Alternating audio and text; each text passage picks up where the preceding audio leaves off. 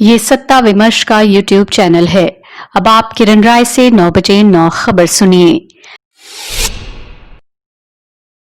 देश में कोरोना संक्रमितों की संख्या 5,10,692 हो गई है और 15,689 संक्रमितों की मौत हो चुकी है।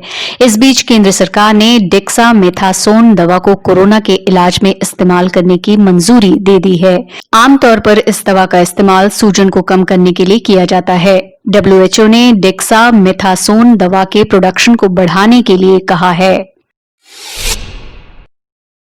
भारत ने चीन को चेतावनी दी है कि सीमा पर फौज बढ़ाने की कोशिश की तो न सिर्फ शांति प्रक्रिया पर असर पड़ेगा बल्कि दोनों देशों के संबंधों को भी नुकसान हो सकता है। चीन में भारत के राजदूत विक्रम मिसरी ने न्यूज एजेंसी PTI से बातचीत में चीन को दिए मैसेज में साफ तौर पर कहा कि पूर्वी लद्दाख में वो अपनी गतिविधियां बंद करें। अब ये पूरी तरह से चीन की जिम्मेदारी है कि वो रिश्तों को लेकर सावधान रहे और ये तय करे कि आगे क्या करना है। कांग्रेस नेता राहुल गांधी ने कहा है कि देश में नए इलाकों में कोविड-19 तेजी से फैल रहा है, लेकिन सरकार के पास इसे हराने का कोई प्लान नहीं है।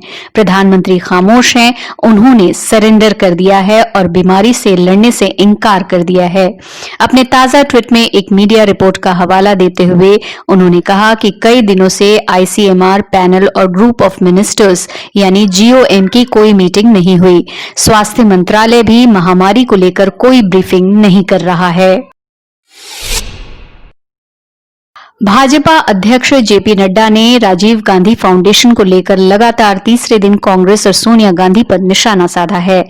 नड्डा ने फाउंडेशन की फंडिंग को लेकर सोनिया गांधी से 10 सवाल करते हुए कहा कि मैं सोनिया जी को कहना चाहता हूं कि कोरोना या चीन की स्थिति की वजह से सवालों से बचने की कोशिश न करें।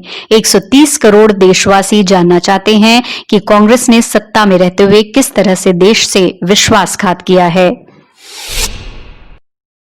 पूर्व केंद्रीय मंत्री यशवंत सिन्हा ने बिहार की राजनीति में दस्तक देते हुए शनिवार को पटना में बदलो बिहार बेहतर बिहार बनाओ नाम से एक अभियान की शुरुआत की है। सिन्हा ने साफ किया कि आगामी विधानसभा चुनाव में उनके साथ आए लोग चुनाव लड़ेंगे, लेकिन वो खुद चुनावी मैदान में उतरेंगे या नहीं इसका फैसला वक्त आने पर करेंगे। सिन्हा ने कहा कि उनके साथ आने के लिए लोग स्वतंत्र हैं, लेकिन कोई शर्त के साथ आएगा तो उस पर विचार करेंगे। केंद्र सरकार की जांच एजेंसी प्रवर्तन निदेशालय की एक टीम ने शनिवार को संदेसरा बंधुओं की स्टर्लिंग बायोटेक फार्मा से जुड़ी मनी लॉन्ड्रिंग केस में कांग्रेस सांसद अहमद पटेल से पूछताछ की है। ईडी ने उन्हें 2 बार पूछताछ के लिए तलब किया था, लेकिन तब पटेल ने कहा था कि वो सीनियर सिटीजन हैं और कोविड-19 के लिए केंद्र सरकार ने घर में रहने की गाइडलाइंस जारी की है। लिहाजा ईडी ने उनके दिल्ली स्थित आवास पहुंचकर आज पूछताछ की।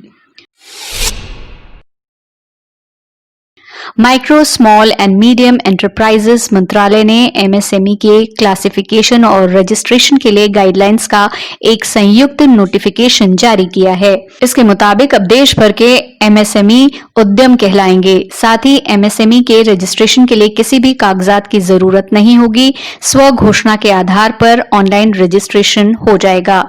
ये नियम 1 जुलाई से लागू होगा। अमेरिका में स्मारकों और मूर्तियों को नुकसान पहुंचाने वालों को अब जेल जाना होगा। राष्ट्रपति डोनाल्ड ट्रंप ने इससे जुड़े कार्यकारी आदेश पर शनिवार को दस्तखत कर दिए। हालांकि व्हाइट हाउस ने अभी इसका ब्यौरा सार्वजनिक नहीं किया है। 2003 में पारित कानून वेटरन्स मेमोरियल प्रोटेक्शन एक्ट के तहत अमेरिका में ऐसे मामलों में जुर्माना और 10 साल की सजा का प्रावधान है। बॉलीवुड के दिग्गज फिल्म प्रोड्यूसर और निर्देशक करण जौहर ने Mumbai academy of moving image यानी मामी को अपना इस्तीफा सौंप दिया है। वे इस फिल्म फेस्टिवल बोर्ड के सदस्य थे। ऐसा माना जा रहा है कि सुशांत सिंह राजपूत के सुसाइड के बाद जिस तरह से भाई भतीजावाद के आरोप लग रहे थे, उससे परेशान होकर करण ने मामी की निदेशक स्मृति किरण को अपना इस्तीफा भेजा है। फिलहाल के लिए इतना ही। देखते और सुनते रहिए सत्ता विमर्श।